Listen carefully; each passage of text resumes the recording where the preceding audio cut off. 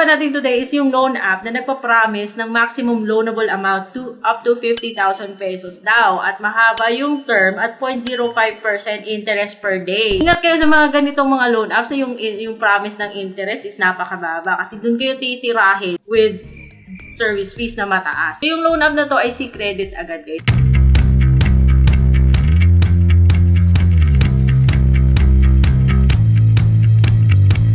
Nakita ko naman siya dun sa website ni SEC. Pero yung tanong dyan is, okay ba siya o hindi? Worth it ba na ibigay nyo yung mga personal information nyo dito sa kanya? May pa 4.5 stars pa siya. Kunyaring taas-taas ng ratings. Pero huwag kayo kagad maniwala dyan, mga best. Kasi nung tinignan ko yung mga ratings doon, ba't dami namang galit dito eh. So, bakit parang may mga negative reaction yung mga kaibigan natin dyan? So, ano ba itong meron kay Credit Agad? So, didiretsuhin ko na kayo na yung service fee niya can be as high as or at least 760 pesos po. So, kung ipapaloan ka niya ng 2,000, babawasan niya ng 760, eh, ba yung matatanggap mo na lang is 1,240. Tapos, may pa 2 payments pa siyang drama. Eh, yung halos lahat ng loan mo, binayaran mo naman sa first payment mo. Kung masyado mababa yung ina-advertise niyang interest, may kapalit yan. Kaya yun, ang taas-taas ng service fee. Kaya pala, yung mga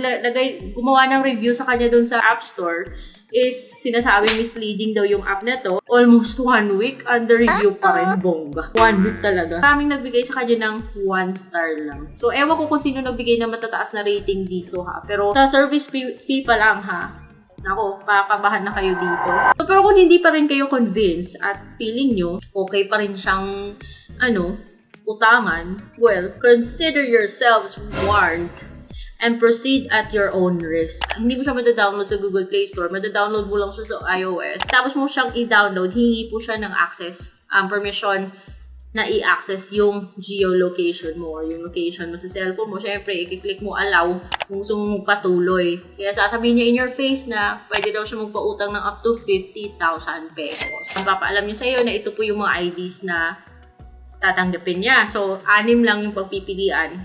Buti naman. Driving license, PRC, SSS, passport, postal ID, tsaka UMID. So, pagka next, pipicturean mo na kaagad yung ID mo. Grabe. Kaagad-agad, ID kaagad. Kaya yun, pipicturean mo yung ID mo, magbibigay siya ng tips kung paano siya picturean. So, dapat clear. At para makapag-proceed, kailangan bigyan mo siya ng permission na ma-access yung camera mo. Ayan. Makaka-capture niya yung information mo. So, yung gagawin mo dito is dapat tama yung na-capture yung information, assuming na gusto mo talaga mag-loan dito, ha. Kahit na napakita ko na sa inyo yung kanyang yung kanyang service fee, ha.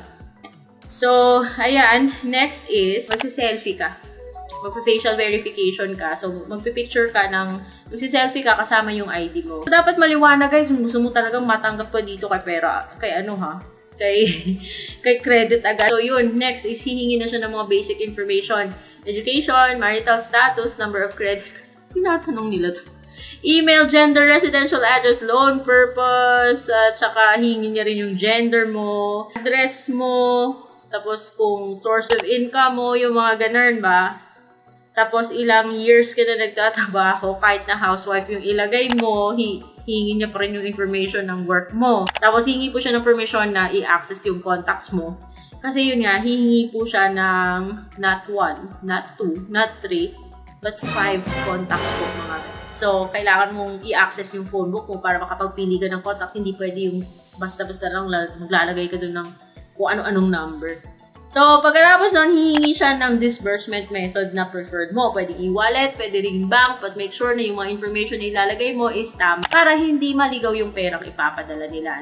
Yung mga e-wallet na tinatanggap niya is yung GCash, si Coin, si Paymaya, si e-wallet, at saka si GrabPay. Kung gusto mo naman bank yung ibigay mo, then pwede rin. Pero gusto mo ba talaga ibigay yung bank information mo? So, ilalagay mo yung mga details. So, hindi mo pa nga alam na approve ka dito, maglalagay ka na ng mga ganitong information. Kaya nasa inyo na yun kung magpo-proceed kayo o hindi. Pagkatapos mo ibigay yung mga information na yun, saka mo makikita na yun na ang taas-taas sa kanyang service fee. So, para sa mga hindi pa nakapag-download, I really hope na napanood yung video na to para mapag-isipan nyo kung dapat nyo ba siyang i-download o hindi. Baka naman magsisi lang kayo na nabigay nyo yung mga information nyo dyan. Yung nakakatawa dito guys, kasi pag nag-request ka na i-activate mo yung account, ayaw niyang pumayag na i-deactivate. Kailangan mo pa siyang i-email. Kaya yun, mag-log out ka na lang. So, buti nga kung hindi nyo pa siya na-download, at least dito pa lang makakapag-decide ka kung ipupush mo siya mga best o hindi. Because kahit na-rehistrado siya, pero it doesn't mean na okay siya para sa inyo. And I really hope this video has been helpful in helping you, or has been helpful in helping you, has been helpful sa inyo in terms of weighing the pros and cons and whether or not i-download nyo siya or gagamitin nyo siya or uutangan nyo siya o hindi. So, kung gusto nyo talaga mag-proceed, proceed at your own risk. And kung ayaw nyo, then let me know kung ano pa yung mga loan apps na gusto nyong silipin. Just put it in the comment section below. So, for now, I'm gonna say goodbye and I hope may natutunan kayo sa video na to. Bye!